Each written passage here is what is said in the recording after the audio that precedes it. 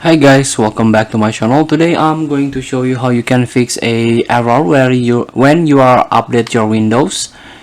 For example, you encounter this 0 blah blah blah 643 error. So it's a common issue that user encounter during the update process, and this is one of the method that you can fix. You can try to open the Learn Microsoft.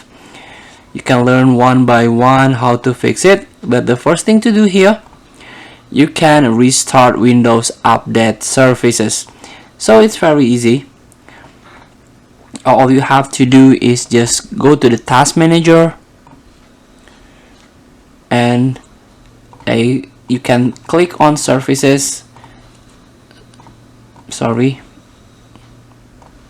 And try to search Windows Service in here.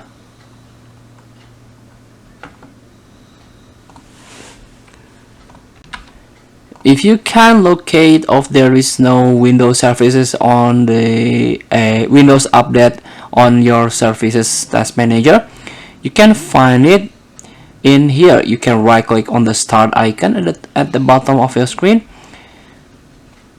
and click on a computer management, and here we go. This is the service and application. You can double click service and try to search Windows Update in here. You can scroll down. Here we go. This is Windows Update Services.